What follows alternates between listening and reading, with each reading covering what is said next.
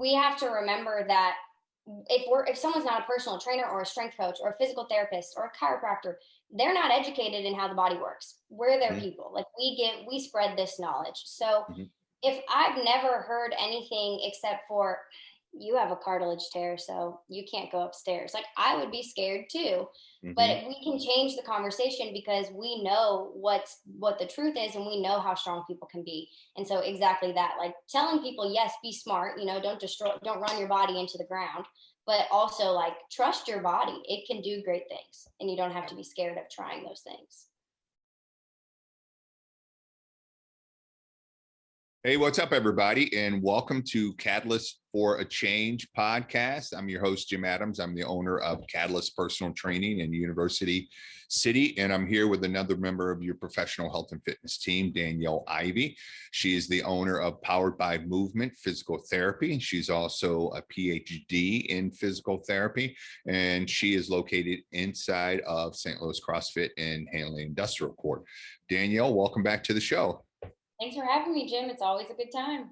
Yeah, it is. Yeah, it is. And you're still doing a good job on Instagram. But today we're talking about why your knees are not bad. I mean, because I know I'm old, and just because you're old, your knees are supposed to, my knees hurt or something like that. But it isn't necessarily because you're old, right? Right. Maybe it's something else. Yeah. And so I jokingly always say, because I can't tell you how many times I've heard I have bad knees. And I think I catch people by surprise because every time I hear that now, I'm like, did they rob a bank? What did they do?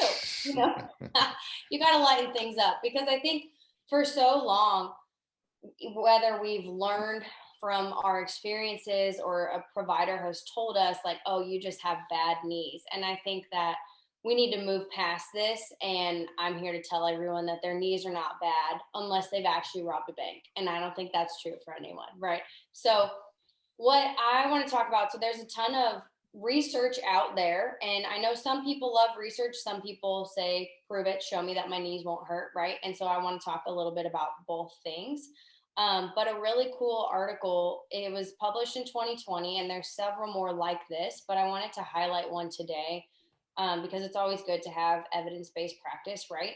So, and I wrote the numbers down so I don't mess them up, but it was by Horga et al. And it's published in Skeletal Radiology in 2020.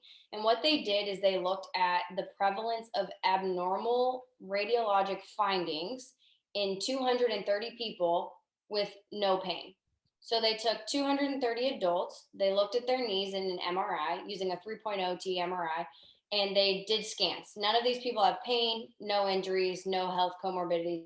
So in these 200% of them had cartilage lesions, 52% had bone marrow edema, 48% had meniscal lesions, 46% had tendon abnormalities, 38% had ligament lesions, 33% had Baker cysts, 26% had patellar bursitis, and 23% had fat pad synovitis. And in that long, like laundry list of things, I'm sure you've experienced clients, I've had clients, we've been ourselves told, like, oh, you have tendonitis or this tendon abnormality, and that's why your knee hurts, right? So then it's interesting when all these studies come out that's like, this is almost 300 people, none of them have pain, and they have all these wonky things in their structure. And so Mhm. I think that's a good starting point for our conversation is that bottom line is that a lot of things that are seen on scans are not necessarily related to pain, and we need to stop telling people that they are. Okay. So that's interesting, because I know when you were reading off that list, I know several clients that, have had several of those things. Mhm. And even what's that one called where it's like plots or plates or it's weird. Yeah, I can't, POTS. yeah. And but I've got, ligament lesions, tendon lesions. I have a torn meniscus. I have a Baker cyst. And probably 99% of the time, my knees don't hurt. Right. Right.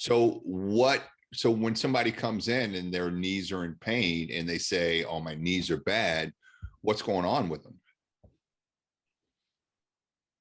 Right. So it's multifactorial. So number Uh-huh. one, I start with who told you your knees are bad, or why do you think your knees are bad? So as a Mhm. provider, like, we need to meet them where they're at, because something in their life has led them to believe that something is wrong with their knee. And that's a very valid concern, because if you have Mhm. pain and you don't know what to do about it, it's scary, right?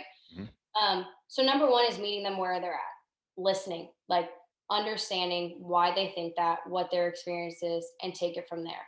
And then if it comes up to like, oh, well, I have arthritis, so that's why I have pain, then I kind of start the conversation with, although that might be true, like, let me give you some guidance on why that might not be the case, and build them up instead of spreading fear, giving them like power to know that they are in control of their body, they can get stronger, they can be out of pain. And then doing our skilled services through strength and conditioning, physical therapy, specific movement analysis to show them the difference. So then it's like, okay, we understand why you feel this way. Now I'm going to take the time to look at how you move and try to change things in that session to kind of get them to think, huh, okay, when I did it like that, my knee didn't hurt so bad. And so that in itself tells us that these structural things are not the end all be all. Because if you can move and it feels better, if you can get stronger and it feels better, you can get more mobile and it feels better, then good news, right? Your knees aren't bad. They just need some love. That's right. Yeah. Yeah. They just acting bad. So what can people do on their own? Obviously, it's kind of a mindset shift too, right? Right. To realize that. And then two, what are some of the common causes of knee pain that you've seen? And then how do people get out of or fix some of those common causes that you see? Right. And so I'll take a step back to the first thing you said, which is mindset. And a lot of times when something small happens, like you're going on a walk or a run, or maybe you pick something up and you tweak your knee a little bit. And then you kind of get scared that when you take the next step, you're going to have that pain again. And so that mindset becomes fearful. And then what we tend to do is then avoid the movement that causes the pain. We don't work the muscles that do those movements. We get this kind of muscle atrophy if it lasts long enough, and then we have more pain, and then it's just this vicious cycle. So number one is that mindset, either trying to take a step back and maybe like, oh, when I stepped I twisted funny, like I'm just not going to do that again when I step, or finding someone like you or me to help guide you through that. Like, because mindset, we all need help sometimes if you don't know Mm-hmm. what to do, and that's okay. And it might not even be a provider, it might just be your friend or someone at the gym, like, has this ever happened to you, and they can show you. But the most common thing I find with knee pain is one of two extremes. Either we're doing too much activity too often, or not enough activity and then trying to ramp up really quickly. So one end of that spectrum. And what I tell people is always just do not compare yourself to anyone else. Like, I don't do the same workouts as Jim. Jim doesn't do the same workouts as me, and that's okay. We have different bodies, we have different goals.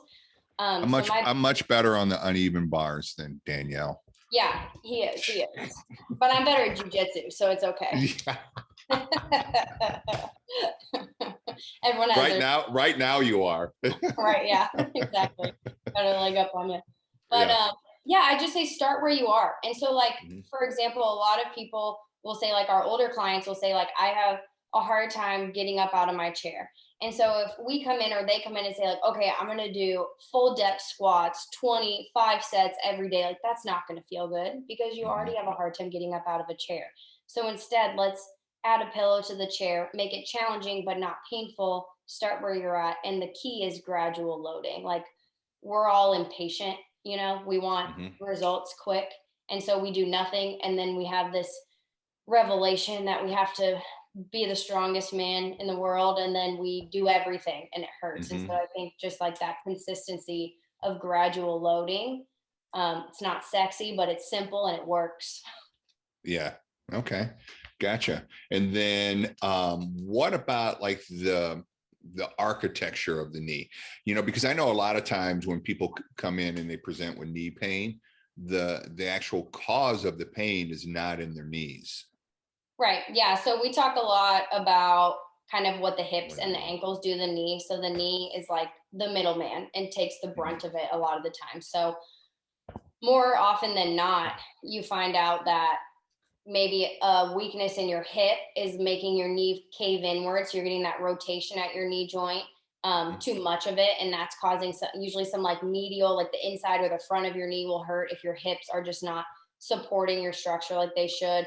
Or we say like in a squat or jumping activities, if you don't have enough ankle mobility and your knee can't travel forward like it's supposed to, then that ground reaction force comes up on your knee. So it is very important to make sure that we're looking up and down the chain, because more often than not, the knee is taking the hit for something else that's going on.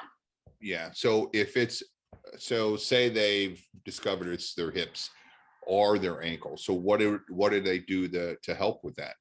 Yeah. So if you find that you're getting knee pain and you notice that your knees kind of cave in like that knock knee, then typically it's that like outer hip muscles. So our big glute muscles.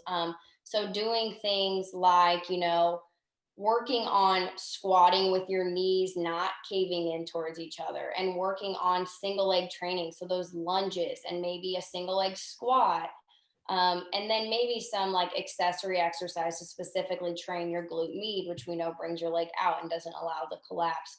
Those kinds of things are key. And, there's a lot of specific exercises we can do once we evaluate a certain person's movement, but just generally understanding like where your knee should be in space. So when you're squatting, wherever your foot is, I generally tell people keep your knee over the center of your foot. So some people squat with their feet out. That's okay. I say just make your knees follow your feet. Some people squat forward, make your knees follow your feet. So you just don't want your knees cranking out or shoving in on everything you do. And I think that's a great place to start for most people when you're squatting, lunging, walking up and down stairs, things like that. Yeah. And also I tell people not to let their knees shoot too far out over their toes.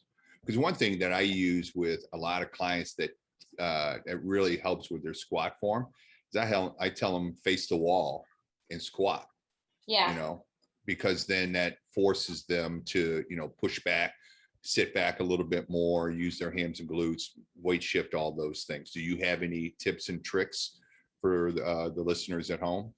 Yeah, so I feel like that's very dependent on your goals, right? So if we're talking to our like older patients that want to sit down in a chair, yeah, I'm definitely like face the wall, sit your butt back kind of thing Mhm. really works. But if we have like, I treat a lot of weightlifters, so if we're trying to get like our butts to the ground, your knees have to go forward, but it's a matter of initiating the movement with your hips versus your knees. So your knees are going to go forward, but just not shoving your knees out to start the squat, right? And so I say a lot of times that if we're talking about squats, like pretend there's a triangle on your upper back and just move that triangle straight up and down. And that kind of makes people just sit straight down, which usually initiates with their hips. They're not shoving those knees forward and kind of making it a quad dominant exercise. Right. Yeah. Okay. And anything else on why your knees aren't bad? Yeah, so I would say the evidence is out there. Take that as it be. Some people love that, some people don't care. I'm okay with it. But I think just from our world as healthcare providers and being, the catalyst for change, what we need to do is change our language. And so no, we should not be the people to instill fear in our clients. Like we want to be people that teach our clients how resilient and adaptable our bodies are to change, and remind them that what they're feeling now is not permanent. You don't feel this because you have bad knees. You feel this because of this movement you've done for 5, 6 years. You feel this because of this volume you've played in your soccer games, or because you crashed on a vault if you're a gymnast, so it's not because of something that's wrong with you. It's just the environment we're in, and we can change that. We can adapt to it, and we can be stronger than ever. And so I think it's a lot about a language shift and putting that out into the community so that the conversation changes around this. Yeah. And I think that's so important because, I think people talk about mindset all the time. It's like one of those, it's like functional training. That's all you heard. What is functional training? Now all you hear is, oh, mindset. Well, what is mindset? Well, it's basically just the lens which you look at things through. Yeah. And so I think instead of thinking, my knees are bad, well, what's going on that I have to fix? Because like you said, people are walking around with all those things chinked up in their knees, and yet they don't have pain. Right. because everything else is working well, because the body doesn't work in isolation. It's not a machine. It's an adaptive organism. It will adapt to whatever you throw at it. But you have to do that in a smart way. Like you said, you have to control your training volume. You have to, and whether that's, trying to peak for a competition, or if you're just starting a new activity, you have to ramp it up in a smart way so that you don't overload your body. And that's when you wind up with injury. So those are the types of mindset shifts that you're talking about, correct? Yeah, absolutely. And I think that takes, we have to remember that if someone's not a personal trainer or a strength coach or a physical therapist or a chiropractor, they're not educated in how the body works. We're their people. Like we spread this knowledge. So if I've never heard anything except for, you have a cartilage tear, so you can't go upstairs, like I would be scared too. But we can change the conversation because we know what the truth is, and we know how strong people can be. And so exactly that, like telling people, yes, be smart, don't run your body into the ground, but also like trust your body. It can do great things, and you don't have to be scared of trying those things. Absolutely. You heard it here first, folks. This is why you have your professional health and fitness team. All right. So, Danielle, this has been great. Where can people go to get more information, contact you, work with you, all that good stuff? Yeah, absolutely. So you can find our website, www.poweredxmovement.com. We're also on pretty much every social media platform you can think of: Facebook, Instagram, Twitter, LinkedIn, Pinterest, you name it. Just search Powered by Movement, and you can find us, or you can check out our website for details on our email, phone number, things like that. And Danielle is really good on her Instagram. I definitely recommend checking it out as far as form, like the correct form versus incorrect form, and we all know that that's what leads to injury. So definitely check that out. She does a really good job with that. And also she has a couple of other exciting things going on. You got the abs club. I saw you started something else too. Did you start something? So we do abs class, and then we also do, are you talking about SweatNet? Oh yeah, you just joined SweatNet. Yeah, and I just talked to Dr. Donahue, and he said you guys are going to meet up for coffee or something. Yeah, I'm meeting Dr. Donahue on Friday for coffee, and then SweatNet's awesome. You should join. It just connects. We are a member. Catalyst is a member of SweatNet. Yeah, so Catalyst is, and so is Citra. Oh yes, yeah, she's Nicole. Yeah, that's great. And so I would tell all our listeners too to join SweatNet. There's pretty sweet deals, and they just connect all of the health and fitness people in St. Louis. It's a really awesome opportunity. They're good people. Yeah, I think it's sweatnet.com or SweatNet STL. Yeah, SweatNet STL. Yeah, the link will be in the show notes. Just go to catalyststl.com/podcast. Click on this episode, and all the links will be right there to contact Danielle, SweatNet, myself, Catalyst, you name it. So Danielle, as always, this has been great. And for the listeners out there, I just got diagnosed with a complete tear of my right tricep tendon. So I'm going to be undergoing surgery here in about a week. And guess who's going to be my physical therapist? No more than Danielle here. So I'll have some interesting behind the scenes stories, I'm sure. She'll tell you what a wimp and a baby I am. Have the Kleenex ready. Yeah. I love it. All right. So until next time, we hope you are well. Yeah. Thanks so much. All right. Thanks, Danielle.